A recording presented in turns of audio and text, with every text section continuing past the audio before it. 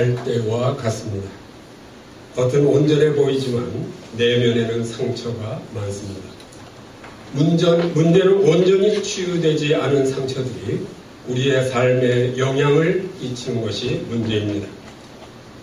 예수님께서 채찍에 맞으신 것은 우리를 치유하시기 위함입니다. 이사야 53장 5절에 그가 찔림은 우리의 허물 때문이요 그가 상함은 우리의 죄악 때문이라. 그가 징계를 받음으로 우리는 평안을 누리고 그가 채찍에 맞음으로 우리는 나음을 받았도다. 예수님이 채찍에 맞으며 흘리신 피는 우리를 치유하시기 위한 그 피 흘림이십니다. 우리는 이 사순절 기간에 십자가에서 베푸신 은혜를 깨달아야 합니다. 예수님이 채찍에 맞으심으로 우리가 나음을 얻었다는 사실은 예수님께서 피를 흘리심으로 우리를 치유하셨다는 그런 말씀입니다. 예수님의 보혈은 우리의 죄를 용서하실 뿐 아니라 우리의 병을 치유하시는 능력이 있음을 믿으시기 바랍니다. 기독교의 과학적 연구에서 세계적 명성을 얻고 있는 미국 듀크 대학의 헤럴드 코헤닉 교수는 교회에 열심히 나가는 사람이 일요일마다 골프 치는 사람들보다 더 건강하다 이렇게 말했습니다. 왜 그럴까요? 교회에 출석하면 예수님의 보혈의 피로 죄를 용서함 받기 때문입니다. 죄가 용서되면 모든 질병은 자연적으로 치유돼서 우리 모두가 건강해질 것을 믿으시기 바랍니다. 그러므로 교회에 열심히 나가는 사람들이 일요일마다 골프 치는 사람들보다 더 건강하다는 것을 이 코헤닉 박사는 과학적으로 증명할 수 있었습니다. 이사야 4장 4절에 이는 주께서 심판하는 영과 소멸하는 영으로 시온의 딸들의 더러움을 씻기시며 예루살렘의 피를 그 중에서 정결하게 하실 때가 되니라 이렇게 말씀하고 있습니다. 예루살렘의 피를 정결케 하실 때가 이제 되었습니다. 금년 고난주간에 성도 여러분의 피를 정결하게 하실 때가 된 것을 믿으시기 바랍니다. 여러분의 피를 십자가의 보혈로 정결케 하시고 모든 질병에서 나음을 받으시기 바랍니다. 이 시간에 254장 찬송 1절, 2절, 5절을 함께 같이 부르시겠습니다.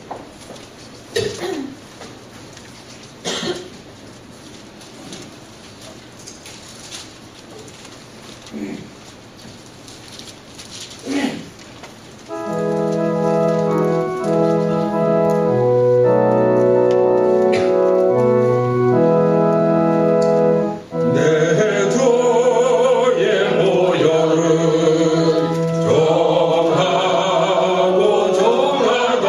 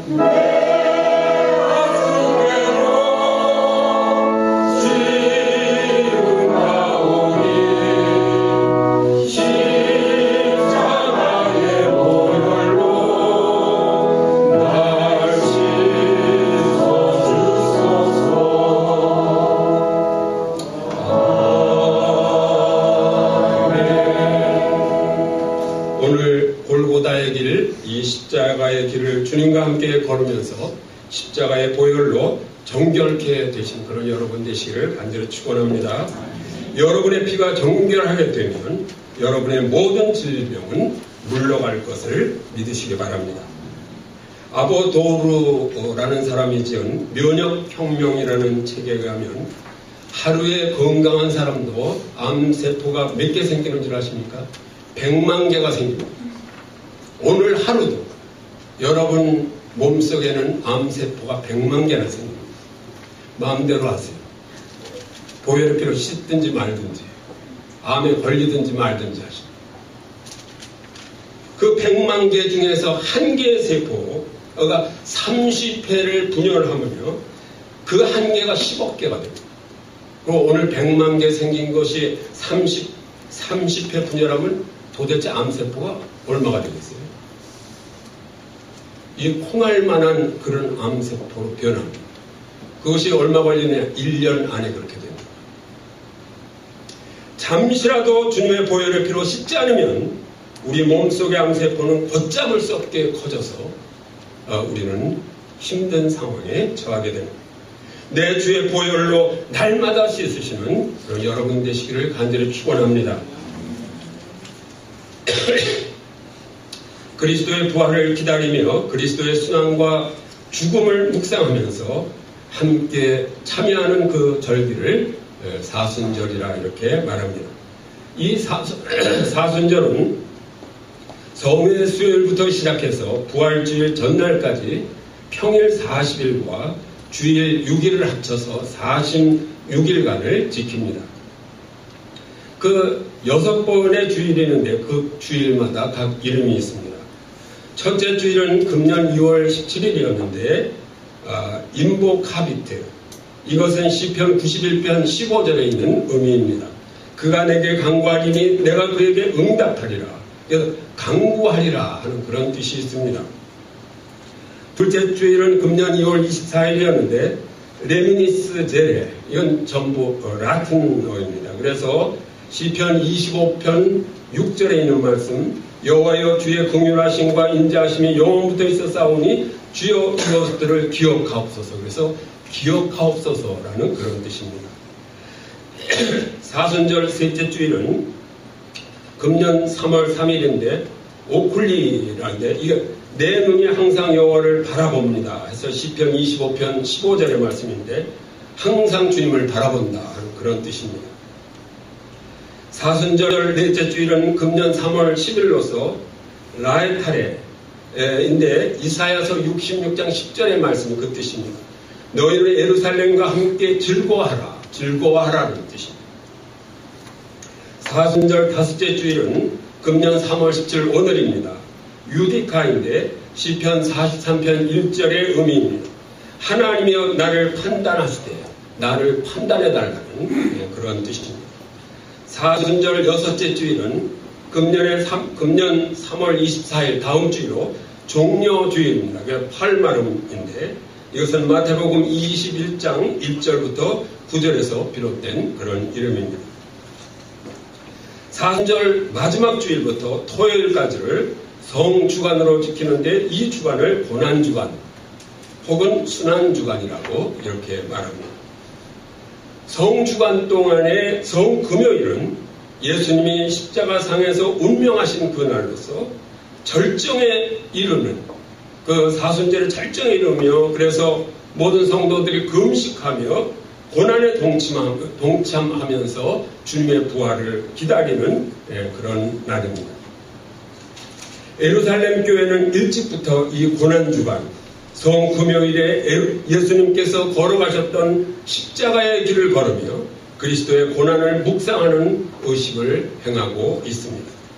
이 십자가의 길을 비아돌로로사라고 하는데 이 비아돌로로사라는 말은 빌라도가 예수님을 재판한 법정에서 성 밖에 있는 골고다까지 이르는 약 800m 되는 길을 가리키는 라틴어 이름입니다.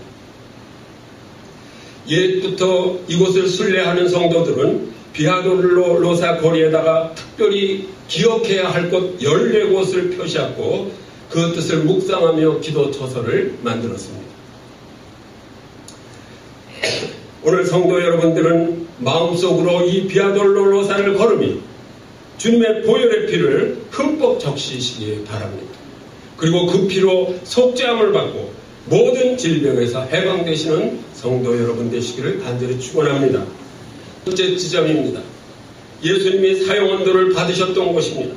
빌라도가 예수님을 십자가에 못 박으라고 유대인들에게 내어줄 때 예수님께서 서 계시던 곳이 첫째 지점입니다. 요한복음 19장 12절에 이러함으로 빌라도가 예수를 놓으려고 힘썼으나 유대인들이 소리질러 이르되 재판관인 빌라도도 인정할 수 없어서 그래서 놓아주려고 하는 그런 사건이었습니다. 그러나 유대인들이 소리 지르면서 놓으면 안 된다고 했습니다. 그래서 빌라도 19장 16, 요한복음 19장 16절에 이에 예수를 십자가에 못 박도록 그들에게 넘겨주니라. 예수님을 십자가에 못 박도록 넘겨주었습니다. 성도 여러분, 나에게는 빌라도와 같은 일은 없었습니까? 이 시간에 회개하시기 바랍니다.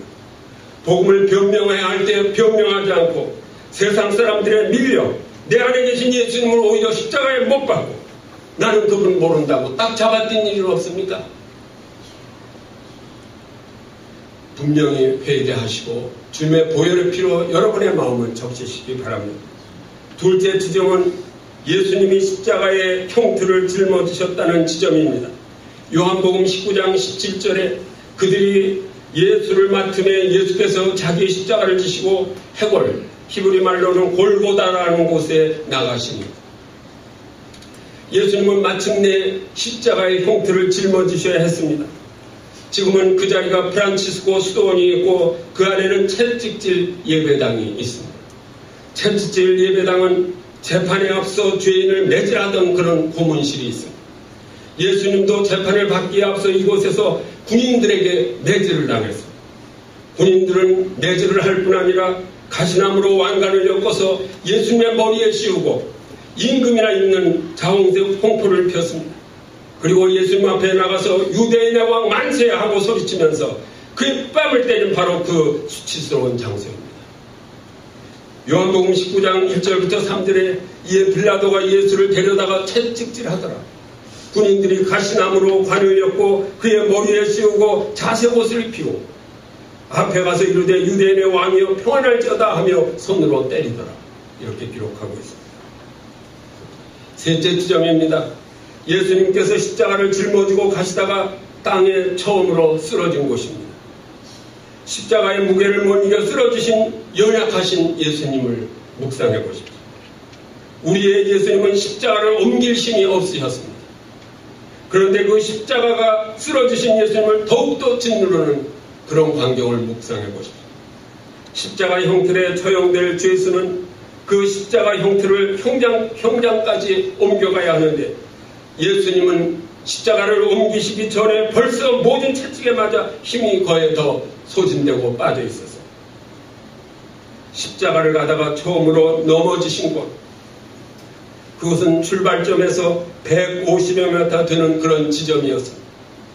십자가를 오른쪽 어깨에 매셨다면 아마 쓰러질 때 오른쪽 어깨가 무거워서 오른쪽 무릎을 꿇지 않으셨을 거예요. 그 언덕길에는 뾰족뾰족하던 그런 돌들이 있어서 예수님이 쓰러지시면서 오른쪽 무릎에서 그 보혈의 피가 많이 흐르셨을 것을 묵상해 보십시오.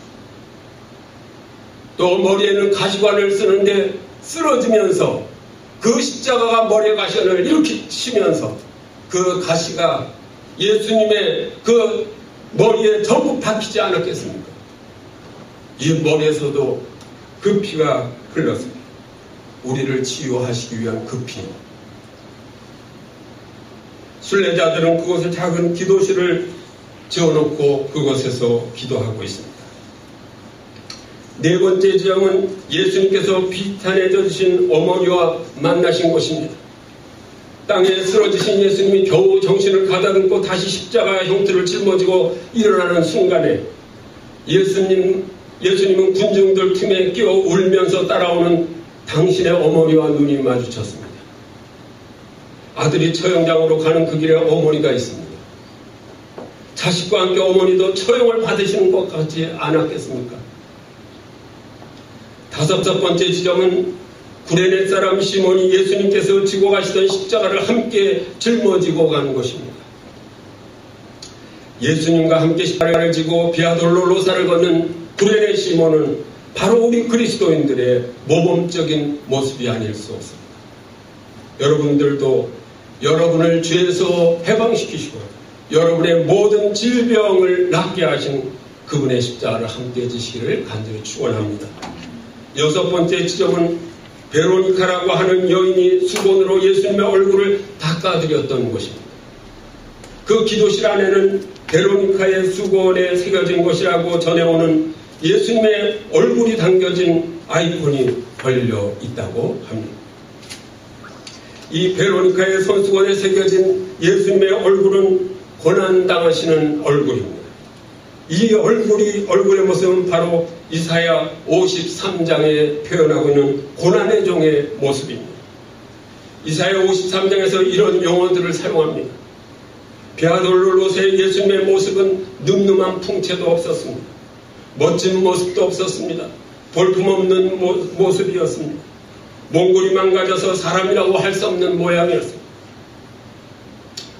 병색과 사색으로 찌든 모습이었습니다. 사람들이 보기를 꺼려하는 흉측한 모습이라고 이사야 53장에 기록하고 있습니다.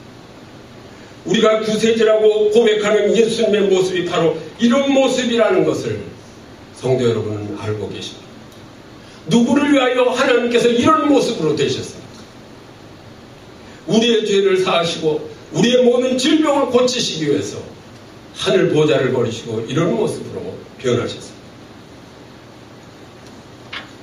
일곱 번째 지점은 예수님께서 두 번째로 넘어지셨다는 것입니다.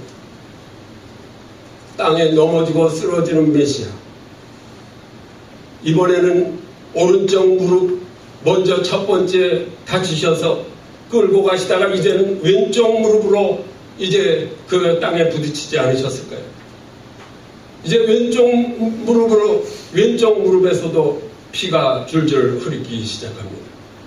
왼쪽으로 넘어지니까 오른쪽에 있는 그 십자가가 또 오른쪽 그 머리를 짓누르기 때문에 그 모든 가시는 예수님의 머리에 다 앞뒤로 박히게 됐습니다. 여덟 번째 지점은 예수님께서 통곡하는 예루살렘 여인들에게 말씀하신 그런 지점입니다. 이제 골고다에 도착하는 대로 곧 처형될 사형수에게 여인의 눈물이 무슨 소용이 있겠습니까? 그런데 그 눈물은 예수님께 힘을 제공했습니다. 예수님께서 눈물을 흘리는 그 여인들과 남편과 아이들과 그 가족들에게 닥칠 더 큰 슬픔을 위하여 그 십자가를 지시면서도 그들을 위로했던 그 주님은 여러분들을 지금 위로하시며 여러분이 행복하기를 원하시는 주님인 것을 믿으시기 바랍니다. 누가복음 23장 28절부터 31절에 보면 예루살렘의 딸들아 나를 위하여 울지 말고 너희와 너희 자녀를 위하여 울라고 말씀하십니다. 우리가 고난주간에 십자가를 보고 울어야 할 대상은 바로 주님이 아니라 바로 내 자신인 것을 분명히 아시기 바랍니다. 아홉 번째 지점은 예수님께서 세 번째로 넘어지신 곳입니다. 예수님께서 세 번째로 넘어진 곳은 골고다 정상까지 약 50m 남겨둔 그런 지점이라고 합니다. 처음 두 번은 무거운 십자가에 힘겨워서 쓰러지셨다면 이 세 번째 지점은 이제 곧 처형당할 그 장소를 바라보면서 쓰러지지 않으셨겠습니까? 우리도 이 길을 걸을 때 우리도 메시아보다 강하지 못함을 알아야 합니다. 때로는 십자가가 무거워서 때로는 고통이 주는 공포감 때문에 절망 때문에 이 비아돌로로에서 우리도 쓰러지는 것을 그러나 주님이 그 십자가를 지어주셨던 주님이 우리와 함께 하시는 것을 믿으시기 바랍니다. 열 번째 지점은 예수님께서 실오라기 하나 걸치는 것이 허용되지 않았던 것입니다. 부끄러운 감정마다 허용되지 않았던 그런 것입니다. 부끄러움을 가려주는 옷은 맨 처음에 하나님께서 직접 아담과 하와에게 만들어 입혀주신 것입니다. 그 옷을 강제로 벗긴다는 것은 인간으로서는 감당하기 어려운 그런 모욕입니다. 이것은 시편 22편 18절의 말씀과 일치합니다. 내 겉옷을 나누며 속옷을 제비 뽑나이다. 요한복음 19장 23절에서 예수님의 옷은 위에서부터 통으로 짠 것이라고 기록하고 있습니다. 그렇게 많은 고기를 담고도 찢어지지 않았던 베드로의 그물처럼 예수님의 속옷은 통으로 짠 것이었습니다. 여러분 모두를 구원하기도 남을 통으로 짠 속옷을 입으셨습니다. 여러분 번째 지점은 예수님께서 십자가에 못 박히신 곳입니다. 군인들은 예수님을 발가벗긴 다음에 그를 들어 땅 위에 놓여있는 십자가 위에 눕혔습니다. 그리고 굵은 못을 그의 두 손과 두 발에 박았습니다. 그리고는 십자가를 땅 위에 단단히 세웠습니다. 거기에 달린 죄수들은 일반적으로 빨리 죽지 않습니다. 거기에 달린 죄수들은 몇 시간이고 며칠이고 죽을 때까지 달려 있어야만 했습니다. 우리 찬송가 147장 1절, 2절, 5절을 함께 부르시겠습니다.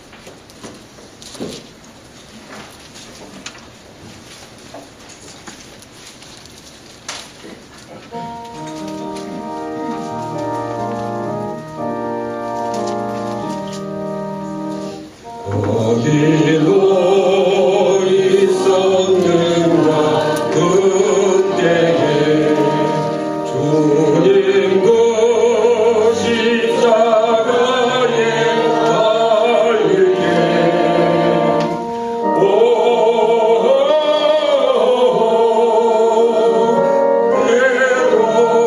그 일로 나는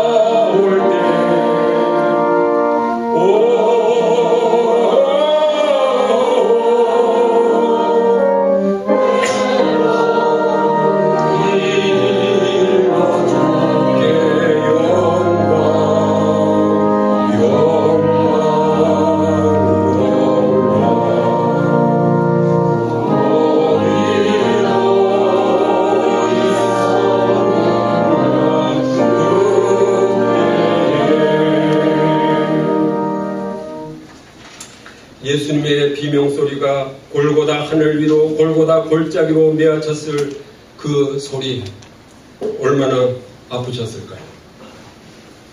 12번째 지점은 예수님께서 숨을 거두신 것입니다. 예수님은 십자가 위에서 숨을 거두셨습니다. 요한복음 19장 28절에 예수께서 모든 일을 이미 이루어진 줄 아시고 이미 구원의 역사가 이루어진 줄 아시고 숨을 거두셨습니다. 숨을 거두시면서 내가 목마르다 말씀하셨습니다. 피를 쏟으셨기 때문에 당연히 목이 마르셨을 것입니다. 목마른 자들아 다 내게로 오라고 하셨던 주님께서 이제 목이 마르십니다. 더 많은 사람들을 구원하기 위해서 목이 마르셨습니다. 십자가상에서 목이 마르실 정도로 이른 양들을 부르고 계신 주님을 묵상해 보십시오. 그리고 영원히 떠나가십니다. 예수는 머리를 떨구시고 그의 영혼을 넘겨주셨습니다.